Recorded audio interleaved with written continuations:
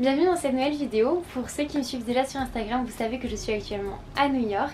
Je passe un peu de temps en Amérique du Nord. J'avais pas forcément envie d'en parler au départ dans une vidéo, mais ça modifie quand même pas mal mon rythme de vie, déjà avec les 6 heures de décalage, mais aussi sur la langue que je parle, les gens que je peux rencontrer, les activités que je peux faire. Et ça me rend plus qu'heureuse, mais du coup ça peut modifier aussi le contenu que je peux apporter à cette chaîne. C'est d'ailleurs grâce aux observations actuelles que j'ai envie de proposer ce sujet, le problème avec les touristes et la culture. On part donc du principe qu'il y a un problème, et ce qui m'a amené à penser ça, c'est peut-être le fait qu'on dise à toutes les personnes qui vont à un même endroit, par exemple à Paris ou à New York, qu'il faut qu'elles fassent absolument le Louvre, la Tour Eiffel, le MoMA, un show à Broadway, puis que beaucoup de gens le fassent en disant je l'ai fait et en montrant la même photo de la Joconde, du Taj Mahal ou des pyramides selon le pays. Ça me gêne, ça me gêne.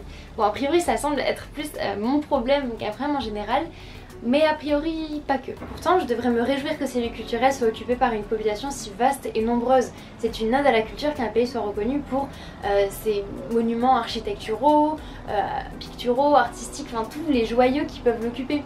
Et à vrai dire, ça ne m'attriste pas de voir qu'il y a des gens du monde entier qui viennent pour soutenir présentiellement et financièrement ces initiatives. Puis je me suis dit que si on conseillait à tout un chacun de s'y rendre, c'est peut-être parce que ça faisait résonner quelque chose de positif en beaucoup de personnes. Et ces émotions positives viendraient peut-être de la beauté de ces œuvres. Pourtant, la beauté n'est-elle pas une question subjective? Eh bien, en faisant quelques recherches sur ce concept de beauté, il en est ressorti qu'en philosophie, on parle d'un concept qu'on ne peut pas formaliser pour parler de la beauté.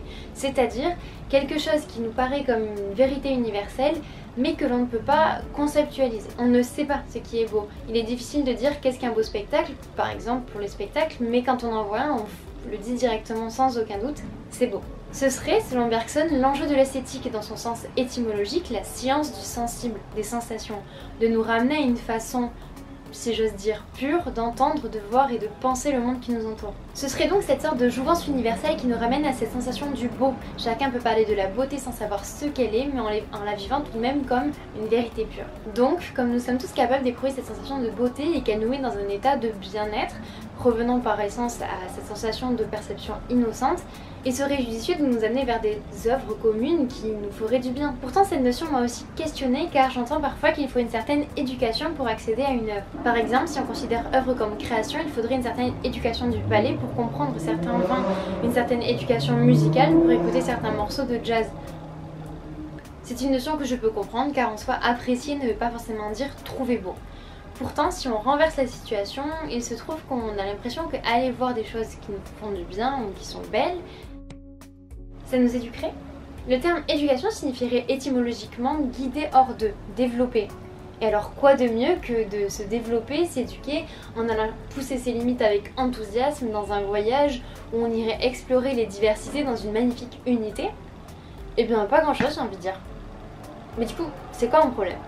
Eh bien c'est que beaucoup de personnes ayant ce parcours tracé de Tour Eiffel, Louvre, MoMA, Broadway n'ont pas forcément le désir d'aller explorer, d'aller découvrir, vraiment chercher des choses, mais plutôt un penchant vers une consommation culturelle de masse. Cela rejoint un podcast sur le tourisme que je vous mets en description dans lequel il est dit, je cite, « Là où le voyageur était explorateur, le touriste est consommateur ».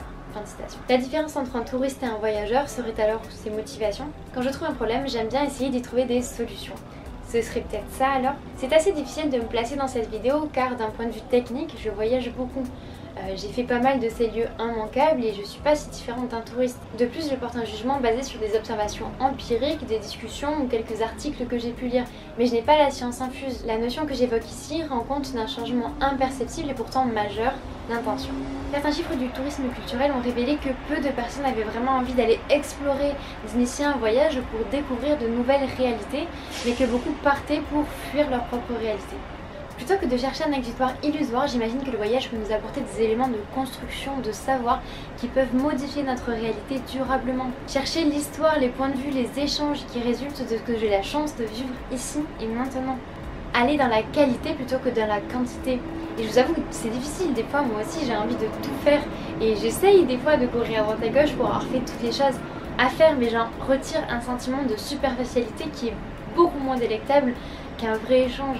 Et ce que je trouve aussi discutable, c'est de voir que certaines personnes ne vont à la découverte et à l'exploration de certaines choses que lorsqu'ils sont en vacances, mais n'iront pas à la bibliothèque, au café ou au musée près de chez eux. On est donc sur un esprit de curiosité qui n'est pas vraiment durable et qui est limité à un espace-temps qui est souvent lointain. Après, le voyage nous met quand même dans un état d'esprit qui demande un minimum d'adaptation.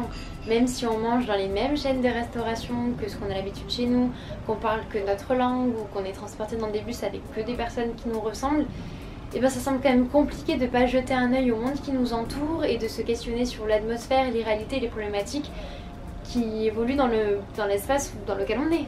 Je sais pas. Je ne blâme donc pas tous les touristes, mais plutôt le mode de fonctionnement dans lequel l'économie du tourisme peut nous amener. Je ne dis pas qu'il ne faut pas faire le Louvre, au contraire, allez-y. En plus, c'est gratuit pour les résidents européens de moins de 25 ans. Il y a une description. Mais allez-y avec cette curiosité, cette envie de découvrir, de chercher, de comprendre, de pousser les portes de la connaissance et du savoir. J'en parlais dans cette vidéo, si ça vous intéresse, je vous invite à aller la voir. Il n'y a vraiment pas que les voyages qui permettent d'aller vers la connaissance ou d'aller vers d'autres façons de voir le monde. Alors peut-être que la solution, ce serait de faire un voyage et d'aborder la culture selon ce en quoi vous croyez. Ne pas forcément penser à ce que l'endroit où vous allez aller et ce que vous allez faire peut vous apporter, mais aussi à ce que vous pouvez y apporter. Et donc réfléchir à ce qu'on laisse à un endroit qui nous accueille. Est-ce que ce serait des déchets plastiques et des plaintes ou plutôt des sourires et des échanges? Je crois que c'est bien plus facile que ce qu'il n'y paraît et qu'on a tous le pouvoir de l'initier si l'envie a été réveillée. C'est le choix de chacun de construire la vie qu'il a envie de voir et d'avoir avec les contraintes qui nous sont données. Alors j'ai hâte de lire vos avis et vos réflexions sur ce sujet. Pour les personnes qui ont voyagé, pour celles qui n'ont pas voyagé, n'hésitez pas à partager et à commenter dans l'espace qui est fait pour ça.